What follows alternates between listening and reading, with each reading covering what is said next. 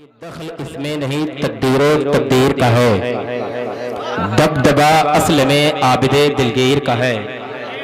جب میں آپ کو ایک بات بتاؤں کہ حضرت خواجہ حسن بصری فرماتے ہیں کہ پچھلے کے زمانے میں لوگ بہت کم حج کے لیے جایا کرتے تھے۔ حضرت خواجہ حسن بصری فرماتے ہیں کہ جب میں خانہ کعبہ کا طواف کرنے کے لیے رات کی تاریکی میں پہنچا، میں یہ سوچا کہ سب سے پہلے میں پہنچوں اور خانہ کعبہ کا طواف کروں۔ پہلے کے لوگ کم جایا کرتے تھے۔ حضرت خواجہ حسن بصری فرماتے ہیں جب میں خانہ کعبہ کے قریب پہنچنے والا تھا تو میں دیکھتا ہوں کہ ایک شخص مجھ سے پہلے پہنچ کر خانہ کعبہ کو پکڑ کر دعائیں مانگ رہا ہے، پروردگار کل میدان محشر میں مجھ سے حساب مت لینا۔ اللہ اکبر! آپ اندازہ کریں، وہ شخص دعائیں مانگ رہا ہے، پروردگار کل میدان محشر میں مجھ سے حساب مت لینا۔ آپ اندازہ کریں، سوچیں کہ آپ کیا کیا مانگتے ہیں۔ اگر ایک وقت کی نماز پڑھتے ہیں تو شاید آپ کے دل میں خیال پیدا ہوتا ہے کہ آپ اعلیٰ حضرت بننے کی کوشش کرتے ہیں۔ دعائیں مانگتے ہیں، پروردگار دو چار بگلے مل جائیں، دو چار گاڑیاں مل جائیں، مال و زر پیسے مل جائیں، لیکن وہ شخص حضرت خواجہ حسن بصری فرماتے ہیں کہ وہ شخص دعائیں مانگ رہا ہے، پروردگار کل میدان محشر میں مجھ سے حساب مت لینا۔ حضرت خواجہ حسن بصری فرماتے ہیں جب میں اس کے قریب پہنچنے والا تھا وہ شخص اتنی زور سے چیخیں مارتا ہے اور زمین پر گرنے کے بعد بے ہوش ہو جاتا ہے۔ اللہ اکبر!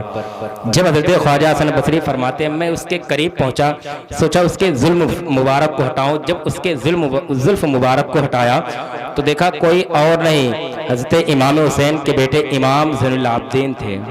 اللہ اللہ اللہ! آپ اندازہ کریں کہ وہ دعائیں مانگ رہے ہیں خانہ کعبہ کو پکڑ کر، پروردگار مجھ سے حساب مت لینا کل میدان محشر میں۔ حالات کیا بن چکے ہیں آپ کے ہمارے، سوچیں۔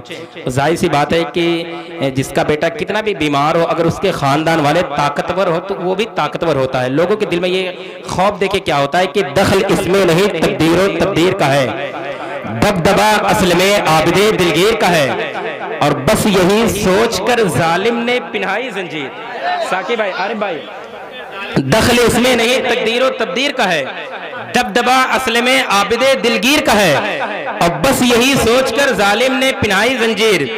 دخل اس میں نہیں تقدیر و تقدیر کا ہے، دبدبا اصل میں عابد دلگیر کا ہے، اور بس یہی سوچ کر ظالم نے پنہائی زنجیر۔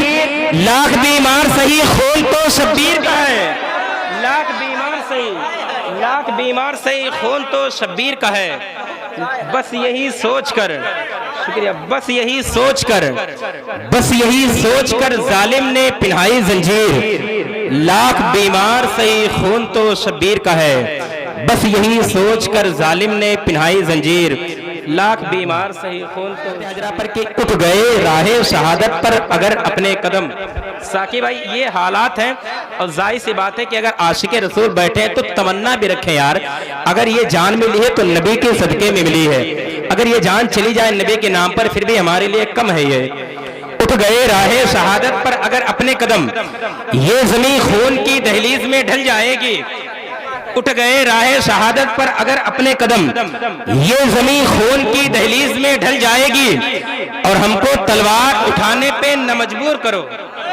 اٹھ گئے راہ شہادت پر اگر اپنے قدم، یہ زمین خون کی دہلیز میں ڈھل جائے گی، اور ہم کو تلوار اٹھانے پہ نہ مجبور کرو، ورنہ اس دور کی تاریخ بدل جائے گی۔ ہم کو تلوار اٹھانے پہ نہ مجبور کرو، ورنہ اس دور کی تاریخ بدل جائے گی۔ سنا تھا کہ وہ بھارت کے مقدر کو سنوارے گا، ہمیں ظالم بتا کے ہمارا سر اتارے گا۔ ہمارے سامنے ہے کربلا کی داستان رکھی، یہ چائے بیچنے والا ہمیں کیا خاک مارے گا، یہ چائے بیچنے والا ہمیں کیا۔ کے دربار کا منظر شعیب الاولیاء، لگ رہا ہے نور کا پیکر شعیب الاولیاء، اب تم جسے چاہو اسے عزت عطا کر دو شاہ۔ آپ حضرات بھی اگر بولتے رہے، میرے نظامت کی بازو کی تعویذ آپ ہیں، سبحان اللہ، ہاں میری نظامت کی بازو کی تعویذ آپ لوگ، اگر آپ لوگ بولتے رہیں گے شاید یہ لوگ دیکھی دیکھا بولتے رہیں گے۔ آپ کے دربار کا منظر شعیب الاولیاء، لگ رہا ہے نور کا پیکر شعیب الاولیاء، تم جسے چاہو اسے عزت عطا کر دو شاہ، رب نے بخشا ہے تمہیں پاور شعیب الاولیاء۔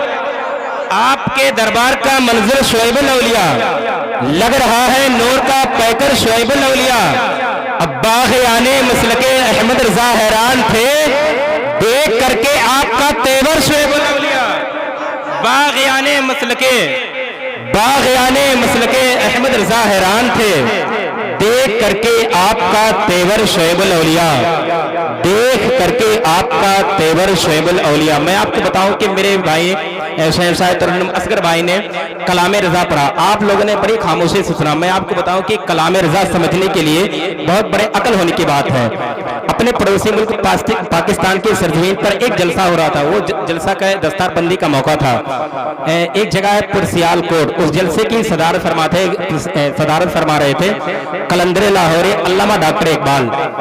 دستار بندی کا جلسہ تھا تو ایک شاعر اسے جلسے میں کھڑے ہو کر پڑھ رہا تھا کہ زہ عزت و اطلاع محمد کہ ہے عرش حق زیر پائے محمد، خدا کی رضا چاہتے ہیں دو عالم، خدا چاہتا ہے رضائے محمد۔ اب یہ شعر جب وہ شاعر بار بار پڑھ رہا ہے تو علامہ اقبال صدارت فرما رہے تھے، وہ کھڑے ہوتے ہیں، وہ شاعر سے کہتے ہیں کہ دوبارہ یہ کلام پڑھو۔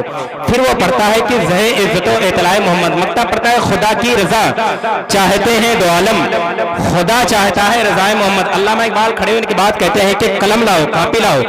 اس کے بعد جب وہ جملہ لکھا کرتے ہیں، اس شعر کو لکھا کرتے ہیں جو شعر میں پڑھنے جا رہا ہوں، شاید کہ پورے ورلڈ میں 206 ملک ہیں، اپنے پورے ورلڈ میں ہر ملک میں پڑھا جاتا ہے، لیکن اس کا پس منظر ہر کسی کو معلوم نہیں۔ اب جب وہ علامہ اقبال اس شاعر کی زبانی سنا کرتے ہیں، وہ شاعر پڑھتا ہے خدا کی رضا چاہتے ہیں دو عالم، خدا چاہتا ہے رضائے محمد۔ علامہ اقبال قلم طراز سے لکھتے ہیں کہ تماشا تو دیکھو کہ دوزخ کی آتش۔ اب یہ قلم طراز سے جب علامہ اقبال لکھا کرتے ہیں، یہ شعر ہر کسی کو معلوم ہے، لیکن دیکھیں کہ کس جگہ سے لکھا گیا۔